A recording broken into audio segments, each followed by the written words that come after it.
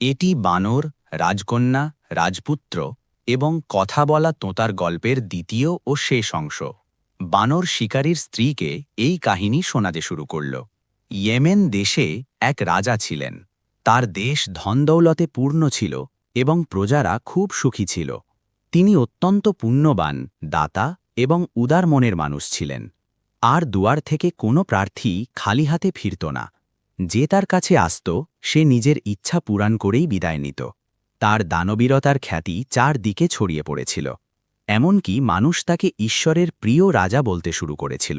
একদিন সেই দয়ালু রাজার দরবারে এক ব্যক্তি এলো এবং প্রণাম করে বলল যে যদি আপনি সত্যি ঈশ্বরের প্রিয় হয়ে থাকেন তবে ৩ দিনের জন্য আপনার রাজত্ব আমার হাতে তুলে দিন। আপনি ঘরে গিয়ে বসুন এবং আমাকে এই সিংহাসনে বসে রাজত্ব করতে দিন। রাজা তৎক্ষণাৎ সিংহাসন থেকে নেমে এলেন এবং সেই ব্যক্তিকে নিজের জায়গায় বসিয়ে নিজে প্রাসাদে চলে গেলেন। সেই ব্যক্তি ৩ দিন ধরে খুব আড়ম্বরের সাথে রাজত্ব করল। চতুর্থ দিনে রাজা তার কাছে এলেন এবং জিজ্ঞেস করলেন যে এখন কি ইচ্ছা। সেই ব্যক্তি উত্তর দিল যে হে রাজা, প্রথমে তো আমার মন কেবল আপনার পরীক্ষা নেওয়ার ছিল, কিন্তু এখন ৩ দিন রাজত্ব করার যে আনন্দ পেয়েছি তাতে আমার মত বদলে গেছে। এখন এই সিংহাসন থেকে নামতে ইচ্ছে করছে না। আপনি তো দয়ালু হিসেবে বিখ্যাত। আমার বিনতি এই যে এই সিংহাসন, মুকুট এবং এই দেশের রাজত্ব আমাকে ঈশ্বরের নামে দান করে দিন। রাজা বললেন যে এই রাজ্য আপনারই হোক।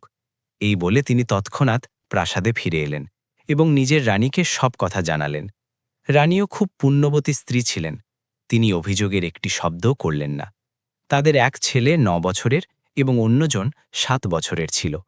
২ ছেলের হাত ধরে স্বামী স্ত্রী খালি হাতে প্রাসাদ থেকে বেরিয়ে পড়লেন। রাজা নিজের মনকে বোঝাচ্ছিলেন যে এতদিন রাজত্ব করেছি, এখন একটু দারিদ্র্যের অভিজ্ঞতাও দেখা যাক। এখান থেকে অন্য কোথাও যাওয়া উচিত। ঈশ্বরের কৃপায় কোনো না কোনো পথ বেরিয়ে আসবে। রাজা তার রানী এবং ২ ছেলেকে নিয়ে যাত্রায় বেরিয়ে পড়লেন। কাল পর্যন্ত সাওয়ারির জন্য শত শত হাতি ঘোড়া ছিল। আজ নিজের পা ছাড়া কোনো উপায় ছিল না। কাল পর্যন্ত সেবার জন্য হাজার হাজার চাকর হাত জোর করে দাঁড়িয়ে থাকত। আজ কেউ ভালোমন্দ জিজ্ঞেস করারও ছিল না। তারা পায়ে হেঁটে চলতে থাকলেন। কখনো অল্প চলতেন তো কখনো বেশি। কিছু খাওয়ার মতো পেলে ভালো, নয়তো অভুক্ত অবস্থাতেই শুয়ে পড়তেন। কিন্তু সব অবস্থায় ঈশ্বরের ধন্যবাদ জানাতেন। কিছুদিন পর তারা এক শহরে পৌঁছালেন এবং এক সরাইখানায় থাকলেন। এক বণিকের কাফেলাও শহরের বাইরে থেমেছিল। সেই বণিক ঘোড়ায় চড়ে ঘুরে বেড়াচ্ছিল। হঠাৎ তার নজর রানীর ওপর পড়ল এবং সে বুঝতে পারল যে ইনি কোনো বড় ঘরের মহিলা। সে ভাবল যে যদি একে বিয়ে করতে পারি তবে আমার সম্মান বেড়ে যাবে। সে রাজার কাছে এসে নমস্কার জানাল। বণিক দুঃখী মুখ করে বলল যে আমি একজন বণিক, আমার কাফেলা বাইরে দাঁড়িয়ে আছে। আমার স্ত্রী খুব অসুস্থ এবং তার দেখাশোনা করার কেউ নেই। আপনাকে ঈশ্বরের নেক বান্দা মনে হচ্ছে। এই মহীয়সী মহিলাকে একদিনের জন্য আমার সাথে পাঠান, যাতে হয়তো তার সেবায় আমার স্ত্রী সুস্থ হয়ে যান, নয়তো একটি প্রাণ চলে যাবে। রাজা এবং রানী দুজনেই এটি শুনে ঘাবড়ে গেলেন। কিন্তু নেকদিল রাজা রানীকে বললেন যে এই দারিদ্র্যের মধ্যেও যদি আমরা কারো কাজে আসতে পারি তবে সেটি আমাদের সৌভাগ্য হবে। তুমি ভয় না পেয়ে ওর সাথে যাও। রানী চুপচাপ বণিকের সাথে চললেন। সরাইখানার দরজার বাইরে বেরোতেই বণিক বলল যে কাফেলা দূরে আছে এবং আমার দেরি হয়ে যাচ্ছে, তুমি আমার সাথেই ঘোড়ায় বসে পড়ো। সেই বেচারি তার ছলনা বুঝতে পারলেন না এবং ঘোড়ায় চড়ে বসলেন। বণিক তৎক্ষণাৎ ঘোড়া ছুটিয়ে দিল এবং কাফেলার কাছে পৌঁছে কিছু আদেশ দিয়ে নিজে অন্যদিকে পালিয়ে গেল। যখন এই অবস্থা দেখলেন তখন রানী বণিকের প্রতারণা বুঝতে পারলেন। তিনি খুব চিৎকার করলেন, কাঁদলেন, কিন্তু সেই দুষ্ট ব্যক্তি বিন্দুমাত্র দয়া দেখাল না। ওদিকে রাজা সরাইখানায় অপেক্ষা করছিলেন। অনেকক্ষণ পর তিনি ভাবলেন যে নিজেই গিয়ে দেখা উচিত। তিনি ২ ছেলের হাত ধরে শহরের বাইরে এলেন। অনেক খুঁজলেন, কিন্তু কোথাও কাফেলার নাম নিশানা পেলেন না। ধুলো উড়তে দেখলেন এবং ঘণ্টার আওয়াজ শুনলেন। তিনি ছেলেদের নিয়ে সেই দিকেই চলতে থাকলেন। কিছুক্ষণ পর তিনি পথ হারিয়ে ফেললেন। সামনে এক বড় নদী ছিল। তিনি ভাবলেন যে আগে ছোট ছেলেকে কাঁধে বসিয়ে নদী পার করিয়ে দিই, তারপর ফিরে এসে বড় ছেলেকে নিয়ে যাব। রাজা যখন নদীর মাঝখানে ছিলেন তখন বড় ছেলেকে এক নেকড়ে তুলে নিয়ে পালালো। ছেলেটি চিৎকার করে উঠল। রাজা পিছন ফিরে তাকালে ঘাবড়ে গিয়ে কাঁধে বসা ছোট ছেলেটিও জলে পড়ে গেল। রাজা খুব অস্থির হলেন, কিন্তু কোনো মতে পাড়ে পৌঁছালেন। তিনি ভাবলেন যে বড়টিকে নেকড়ে নিয়ে গেল আর ছোটটি ডুবে গেল। প্রথমে রাজ্য গেল, তারপর স্ত্রী এবং এখন সন্তানরাও বিচ্ছেদ হয়ে গেল। এই দুঃখেই তিনি চলতে চলতে অন্য এক শহরের কাছে পৌঁছলেন। শহরের দরজায় খুব ভিড় ছিল। সেই শহরের নিয়ম ছিল যে যখন রাজা মারা যেতেন তখন একটি বাজ পাখি ওড়ানো হতো। সেটি যার মাথায় বসত তাকেই রাজা বানানো হতো। রাজা যখন ফকিরের বেশে সেখানে পৌঁছলেন, বাজ পাখি কি তার মাথায় এসে বসল। দরবারীরা তাকে রাজা মেনে নিলেন এবং প্রাসাদে নিয়ে গিয়ে সিংহাসনে বসালেন। রাজা একে ঈশ্বরের উপহার মনে করে ন্যায়ের সাথে রাজত্ব করতে লাগলেন, কিন্তু মনে সবসময় দুঃখী থাকতেন। এখন সেই দুই ছেলের কথা শুনুন। যাকে নেকড়ে নিয়ে গিয়েছিল তাকে এক তীরন্দাজ তীর মেরে বাঁচিয়ে নিল। অন্য ছেলেটি যে নদীতে পড়ে গিয়েছিল তাকে এক জেলে বাঁচিয়ে নিল। সেই দুই ব্যক্তি নিঃসন্তান ছিলেন এবং সেই শহরেরই বাসিন্দা ছিলেন যেখানে তাদের বাবা রাজা হয়েছিলেন। তারা ছেলেদের লালন পালন করতে লাগলেন। রাজার মন যখন ছেলেদের জন্য খুব ব্যাকুল হল, তখন তিনি মন্ত্রীকে বললেন যে দুটি বুদ্ধিমান ছেলে খুঁজে আনো যারা আমার কাছে বসতে পারে। মন্ত্রী সেই দুই ছেলেকেই নিয়ে এলো। সময় অতিবাহিত হওয়া এবং দুঃখ সহ্য করার কারণে তাদের চেহারা বদলে গিয়ে তাই বাবাও ছেলেদের চিনতে পারলেন না এবং ছেলেরাও বাবাকে চিনল না। তারা এটিও জানত না যে তারা দুজনে সহোদর ভাই। রাজা তাদের নিজের কাছে রাখতেন এবং তাদের সাথে কথা বলতেন যাতে তিনি শান্তি পেতেন। ওদিকে সেই প্রতারক বণিকও রানীকে নিয়ে সেই শহরেই এলো। সে অনেক চেষ্টা করল যাতে রানী তাকে বিয়ে করেন, কিন্তু তিনি রাজি হলেন না এবং পাগলের মতো বেশ ধারণ করলেন। বণিক সেই দরবারে আসা যাওয়া করত। সে নতুন রাজাকে দামি উপহার দিল। রাজাও তাকে চিনতে পারলেন না যে এটি সেই প্রতারক। একদিন রাজা বণিককে রাতে থেকে যেতে বললেন। বণিক বলল যে আমার স্ত্রী পাগল, আমার তার জন্য চিন্তা হয়। রাজা সেই দুই ছেলেকে বণিকের তাঁবু পাহারা দেওয়ার কাজে লাগিয়ে দিলেন। রাতে ছোট ছেলের ঘুম পেতে শুরু করলে বড় ভাই বলল যে ঘুমোনো ঠিক হবে না, কোনো গল্প শোনাও। বড় ভাই বলল যে আমি আমার নিজের গল্পই শোনাই। সে নিজের পুরো আপদ বিপদের কথা শোনাল, যে কিভাবে সে রাজার ছেলে ছিল, কিভাবে তার মাকে বণিক নিয়ে গেল এবং কিভাবে নদীর কাছে তারা বিচ্ছেদ হয়ে গেল। ছোট ছেলেটি শুনে বুঝতে পারল এবং বলল যে ভাই, সেই ছোটজন আমিই ছিলাম যাকে জেলেরা বাঁচিয়েছিল। দুই ভাই একে অপরকে জড়িয়ে ধরে কাঁদতে লাগল। তাঁবুর ভেতরে বসা রানী যখন এটি শুনলেন তখন তিনি বাইরে এলেন এবং নিজের ছেলেদের জড়িয়ে ধরলেন। পরের দিন রাজা যখন জানতে পারলেন যে সেই দুটি ছেলে তারই পুত্র এবং সেই মহিলা তার স্ত্রী, তখন তার খুশির সীমা রইল না। সবাই একে অপরের সাথে মিলিত হলেন। বণিককে ধরে ফাঁসি দেওয়া হল। ওদিকে ইয়েমেনে সেই নতুন রাজা খুব জুলুম শুরু করেছিল। প্রজারা খুব দুঃখী ছিল। যখন লোকেরা জানতে পারল যে তালের পুরনো রাজা এখন অন্য দেশের রাজা হয়েছেন, তখন ইয়েমেনের লোকেরা সেই জালিমকে খতম করে দিল এবং নিজেদের পুরনো রাজাকে ফিরিয়ে আনল। রাজা এখন দুই রাজ্যের ওপর ন্যায়ের সাথে রাজত্ব করতে লাগলেন। বানর শিকারীর স্ত্রীকে এই গল্প শুনিয়ে বলল যে যে ঈশ্বরের উপর ভরসা করে ঈশ্বর তাকে সাহায্য করেন এবং যে লোভে পড়ে খারাপ কাজ করে তার পরিণাম খারাপ হয়। শিকারীর স্ত্রীর ওপর এর খুব প্রভাব পড়ল। সে বানরকে কথা দিল যে সে তাকে রাজার হাতে তুলে দেবে না। সে বানরকে পেট ভরে খাবার খাওয়াল। পরের দিন যখন শিকারী বানরকে নিয়ে যেতে চাইল, তখন তার স্ত্রী তাকে বাধা দিল। বানরও শিকারীকে বোঝাল। সেই দিন থেকে শিকারী অনেক পাখি পেতে শুরু করল। তারা ধনী হয়ে গেল এবং বানরের খুব যত্ন নিতে লাগল। কিছুদিন পর এক বণিক বানরের কথা বলার বিষয়ে জানতে পারল। সে শিকারীকে ভয় দেখিয়ে এবং টাকা দিয়ে বানরকে নিয়ে নিল। বণিক বানরের কথা শুনে অবাক হয়ে গেল এবং তাকে নিজের ছেলের মতো মানতে লাগল। কিন্তু এই খবর সেই নকল রাজপুত্রের কাছে পৌঁছে গেল, যে প্রাসাদে বসেছিল। সে রাজাকে হুমকি দিয়ে চিঠি লিখল যে বানরকে আমার কাছে পাঠিয়ে দিন, নয়তো যুদ্ধ হবে। রাজা ভয় পেয়ে গেলেন এবং বণিকের কাছ থেকে জোর করে বানর নিয়ে নিলেন। এই খবর রাজকন্যাকেও দেওয়া হল। তার বিশ্বাস ছিল যে এই বানরই আসল রাজপুত্র। তিনি ঝড়োখায় জানলায় বসে অপেক্ষা করতে লাগলেন। যখন বানর হাতির পিঠে চড়ে সেখান দিয়ে যাচ্ছিল, তখন রাজকন্যা বণিককে থামালেন এবং বললেন যে আমরাও এই বানরের কথা শুনতে চাই। বানর আঞ্জুমান আরার গলা চিনতে পারল। প্রথমে তো সে খুব কাঁদল, তারপর বলতে লাগল যে আমরা নিজেদের কাহিনী আর কি শোনাব। যাকে প্রেমিক ভেবেছিলাম সে ধোঁকা দিয়েছে, যাকে বন্ধু ভাবতাম সে বেইমানি করে আমাদের এই হাল করেছে, যার কান্নায় আমাদের কষ্ট হতো সেই আমাদের রক্তের তৃষ্ণার্ত হয়ে উঠল। ভালোর বদলে মন্দের প্রতিদান পেলাম।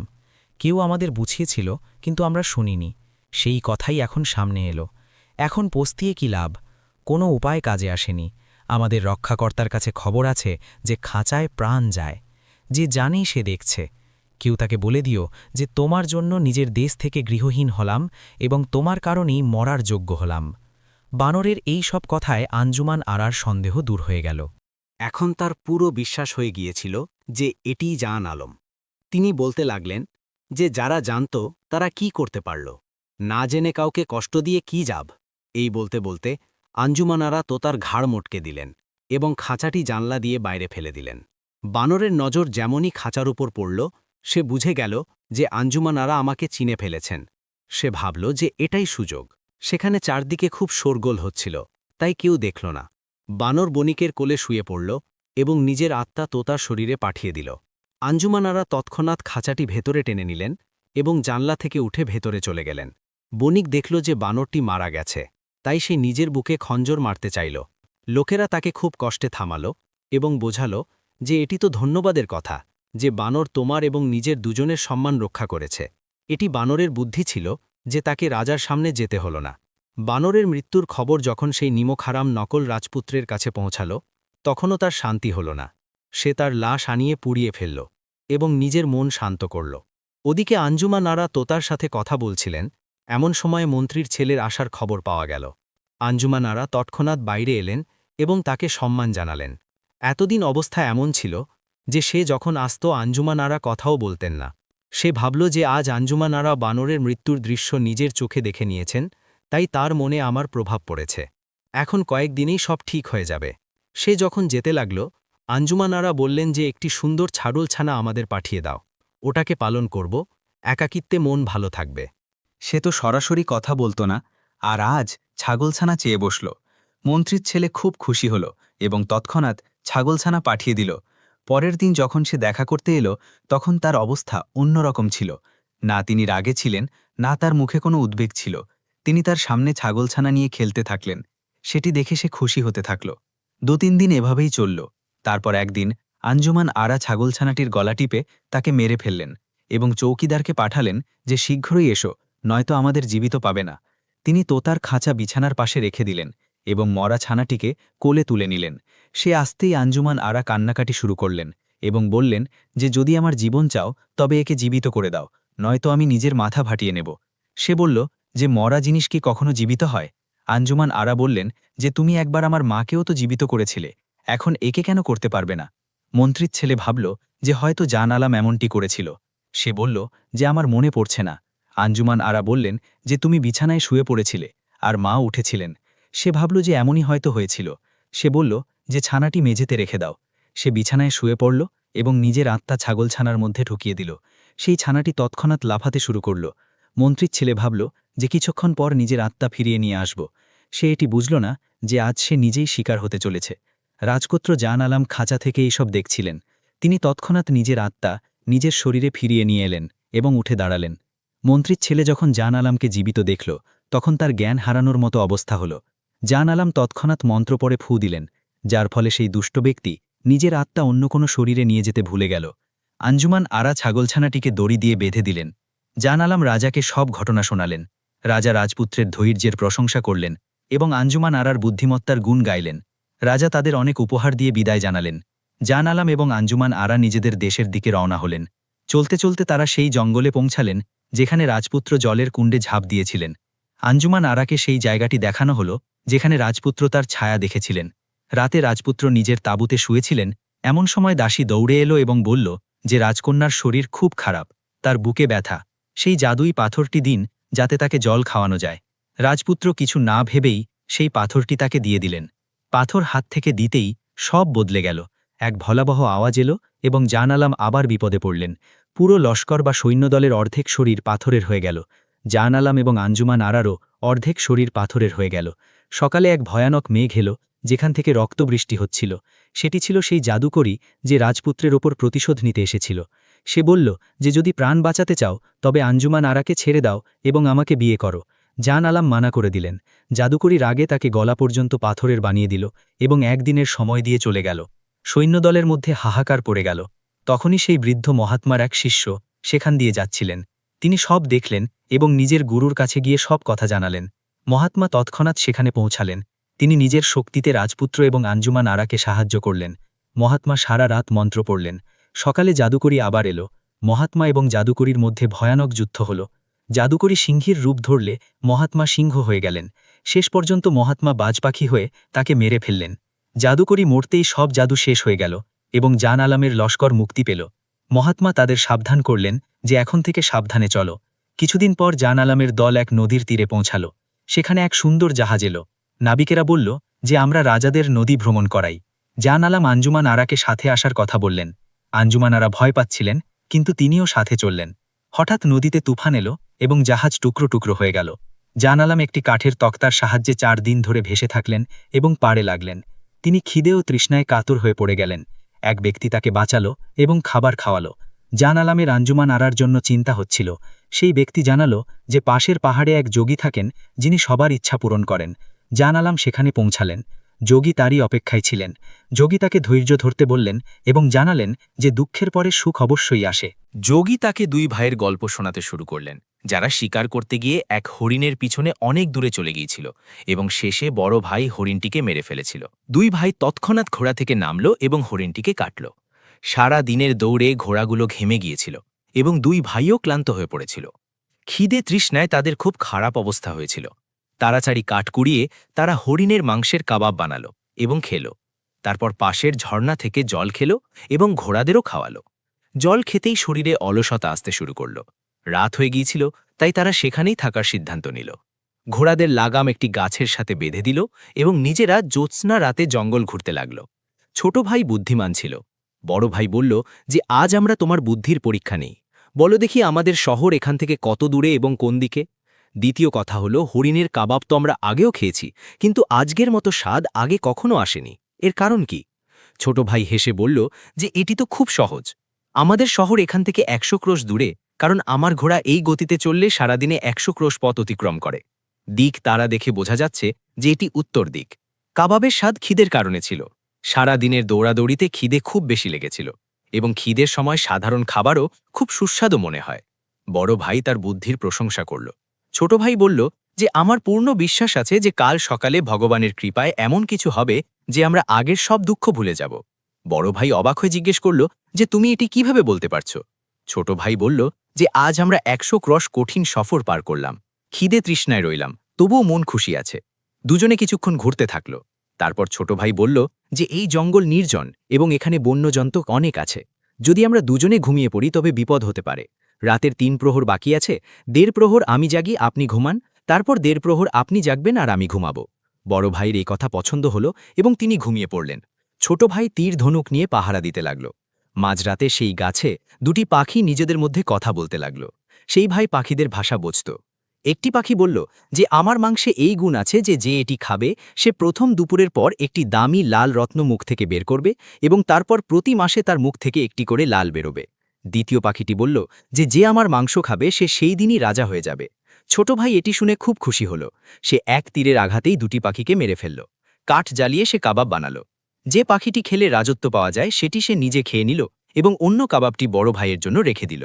সকালে যখন বড় ভাই জাগল তখন ছোট ভাই সেই কাবাবটি তাকে খাইয়ে দিল। বড় ভাই চুপচাপ সেটি খেয়ে নিল। দুপুরে যখন ছোট ভাই নিজের মুখ থেকে দামি লাল উগড়ালো তখন সে বুঝতে পারল যে সে অনেক চেষ্টা করেছিল, কিন্তু রাজত্ব পাওয়া বড় ভাইয়ের ভাগ্যেই ছিল। সে সেই লালটি বড় ভাইকে দিল এবং রাতের সব কথা জানালো। সে বলল যে ভগবানের দয়ায় আপনি শীঘ্রই রাজত্ব পাবেন। এই লালটি আমার পক্ষ থেকে উপহার হিসাবে গ্রহণ করুন। বড় ভাই বলল যে কাছেই কোনো জনবসতি দেখা যাচ্ছে, আমি এটি বিক্রি করে আসছি, ততক্ষণ তুমি ঘোড়াগুলোর কাছে থাকো। যদি আমরা আমাদের শহরে এটি বিক্রি করি তবে লোকে আমাদের চোর ভাববে। বড় ভাই শহরে পৌঁছল তখন সেখানে খুব ভিড় ছিল।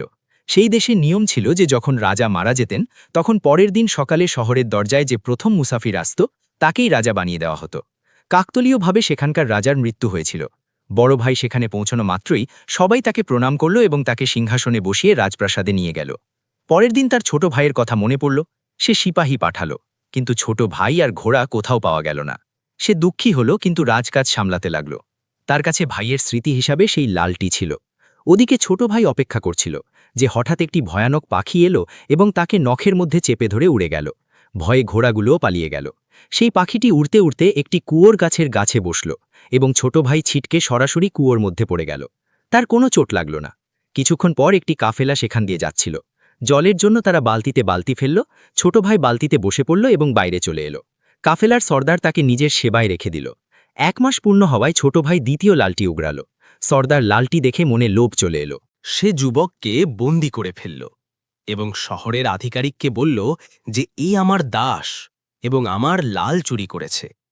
বিচারের জন্য তাকে সাজা শোনানো হলো যে তার ডান হাত কেটে দেওয়া হোক। সেই শহরের নিয়ম ছিল যে সাজার আগে মামলা রাজার মেয়ের সামনে যেত। রাজকুমারী খুব বুদ্ধিমতী ছিলেন। তিনি দুজনের কথাই শুনলেন। তার মনে হল যে যুবক নির্দোষ। তিনি বললেন যে এদের দুজনকে 1 মাসের জন্য বন্দী করে রাখো।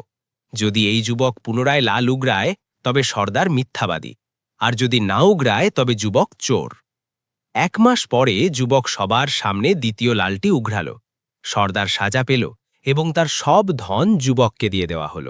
রাজা যুবকের বুদ্ধি দেখে তাকে নিজের দরবারি বানিয়ে নিলেন এবং পরে নিজের মেয়ের বিয়ে তার সাথে দিয়ে দিলেন।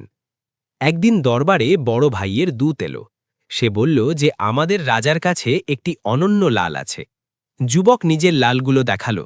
দূত অবাক হয়ে গেল, কারণ সেগুলোর রং রূপ একদম একই রকম ছিল।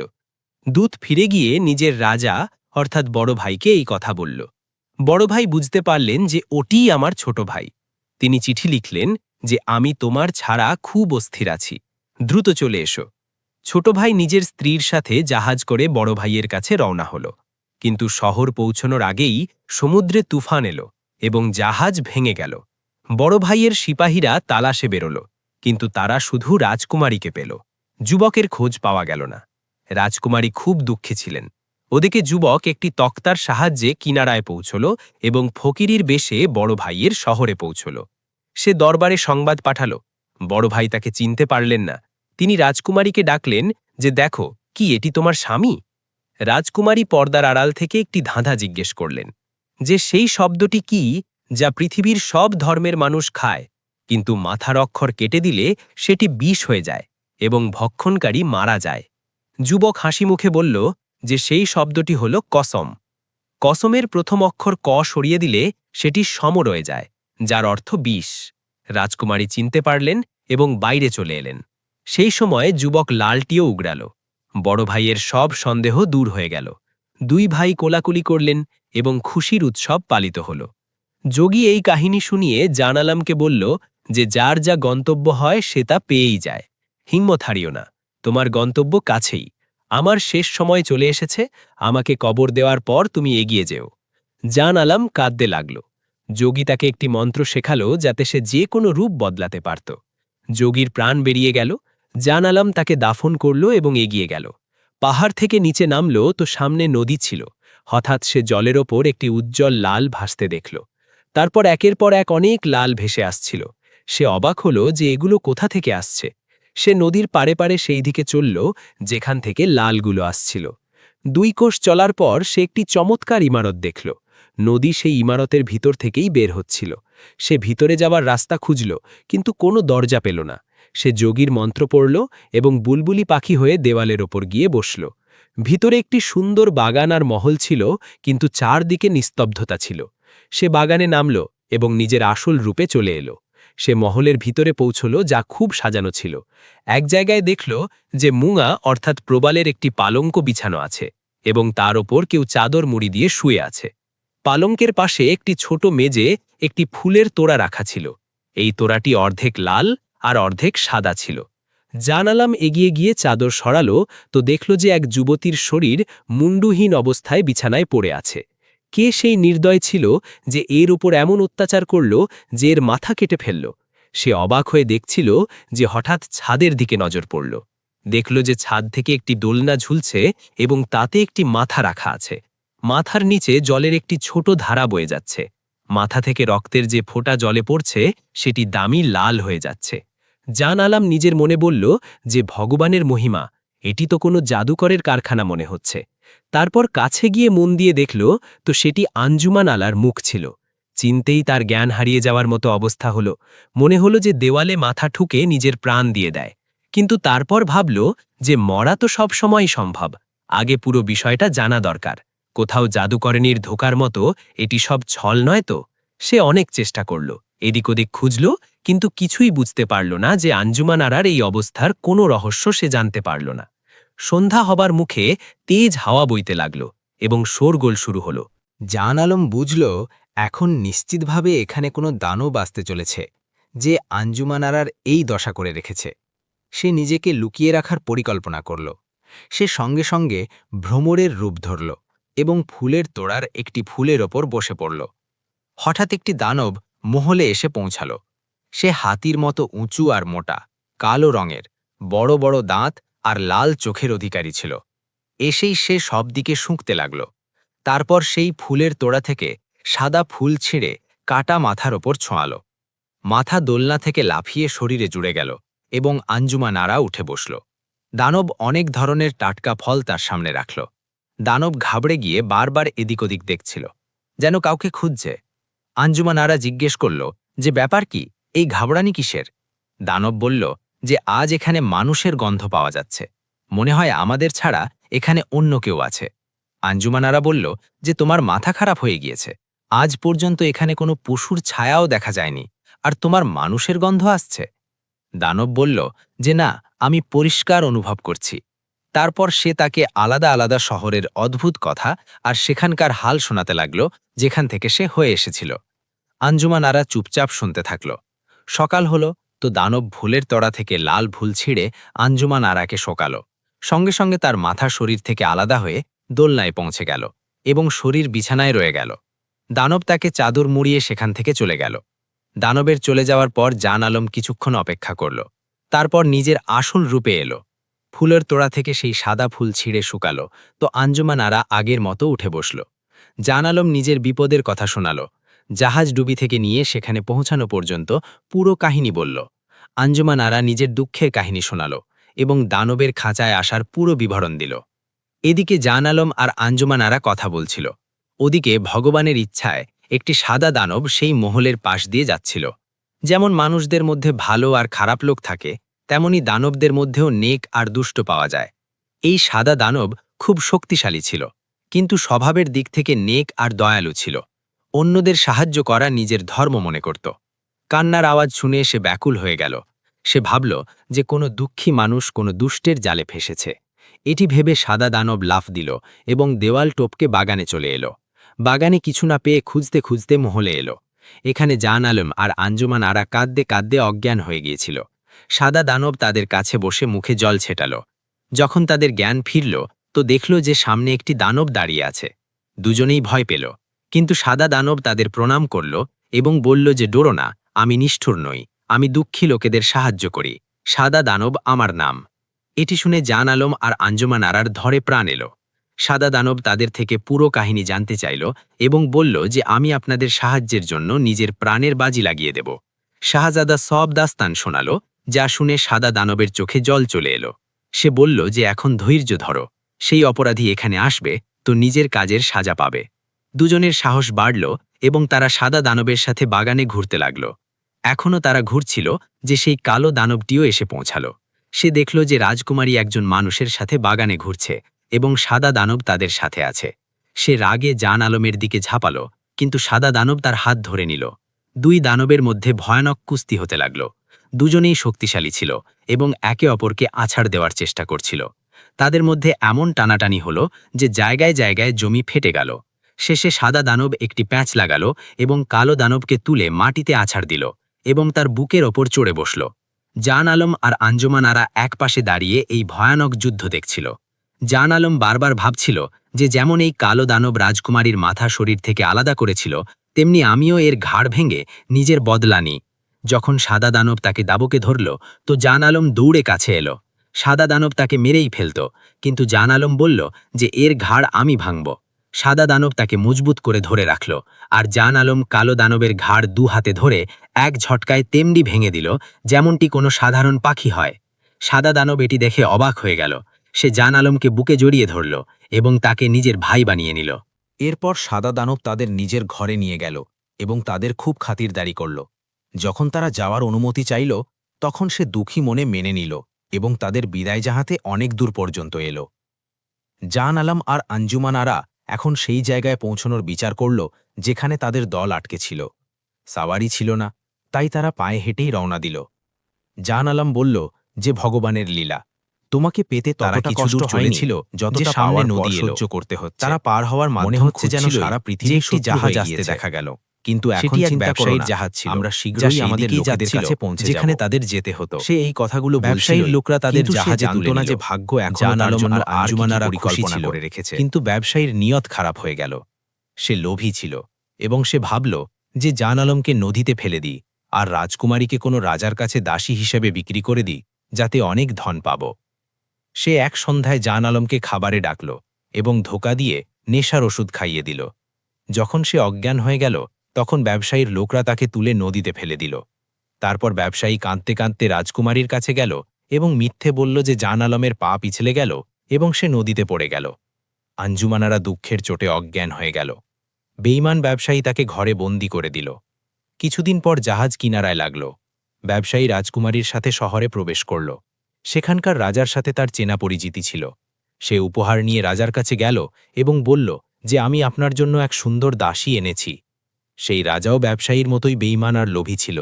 সে তক্ষুনি টাকা দিয়ে আঞ্জুমান আরাকে কিনে নিল। রাজা যখন তাকে দেখল, তো সে তার সৌন্দর্য দেখে অবাক হয়ে গেল।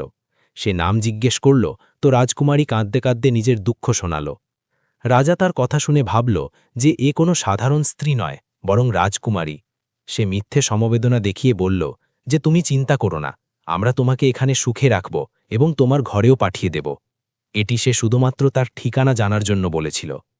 আঞ্জুমানারা বলল যে আমার কোনো ঘর নেই, যার সাথে আমার জীবন জড়িয়েছিল সে নদীতে ডুবে গিয়েছে।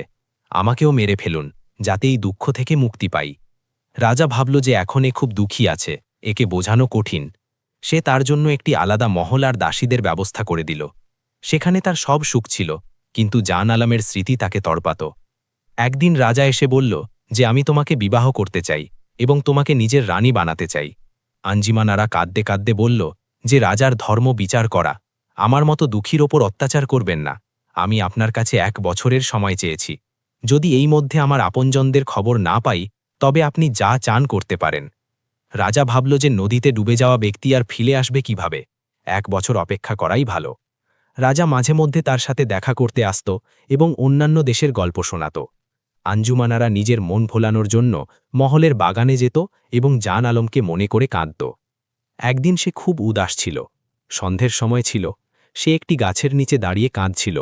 সেই গাছে একটি তোতা পাখি বসেছিল। তোতাটি তার দুঃখ দেখে জিজ্ঞেস করল যে রাজকুমারী, কি ব্যাপার? আঞ্জুমানারা বলল যে ভাগ্য আমাকে আপনজনদের থেকে দূরে করে দিয়েছে, আমি খুব মজবুর। তোতাটি যখন তার আর জান আলমের হাল শুনল, তো সে চক্কর খেয়ে নিচে পড়ে গেল। যখন তার জ্ঞান ফিরল, তো সে বলল যে রাজকুমারী, আমি সেই তোতা যাকে জান আলম কিনেছিল এবং আমি তাকে তোমার ব্যাপারে বলেছিলাম। এটি শুনে আঞ্জুমানারা তোতাটিকে কোলে তুলে নিল এবং জিজ্ঞেস করল যে শাহজাতার ব্যাপারে কি তোমার কিছু জানা আছে? তোতা বলল যে আমার এটি তো জানা নেই যে সে কোথায় আছে, কিন্তু আমার বিশ্বাস আছে যে সে জীবিত আছে এবং শীঘ্রই তোমার সাথে দেখা করবে। তোতাটি সারা রাত তাকে কাহিনী শুনিয়ে তার মন ভোলাল। সকালে সে এটি বলে উড়ে গেল যে আমি শাহজাদাকে খুঁজে তোমার কাছে নিয়ে আসব। ওদিকে জান আলমের কথা শুনুন।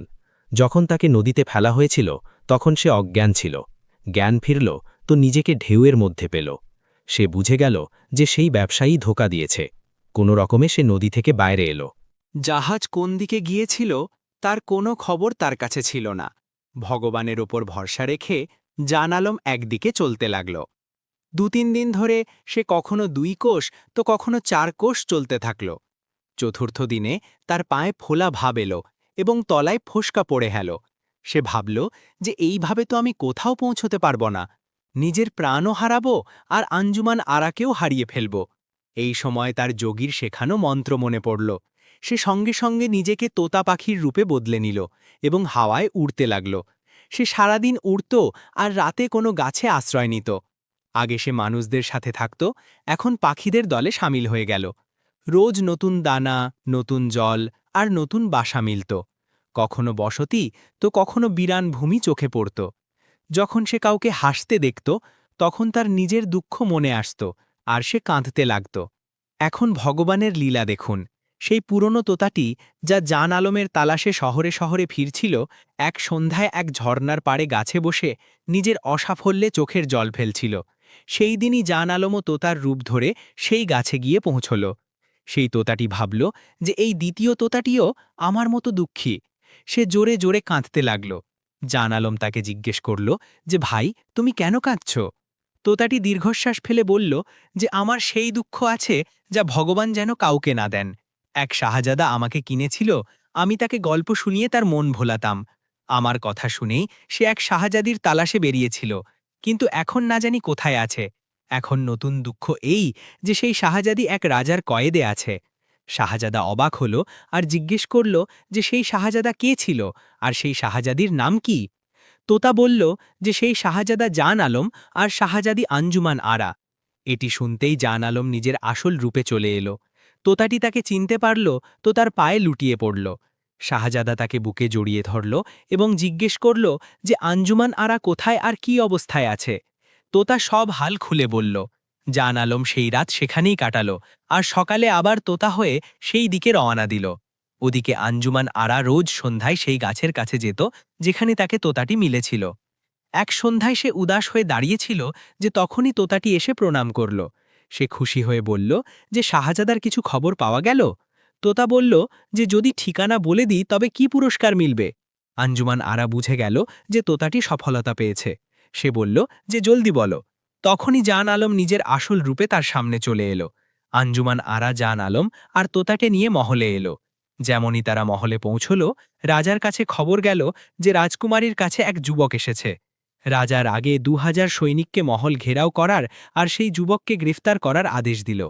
জান আলম রাজকুমারীকে বলল যে ঘাবড়াও না।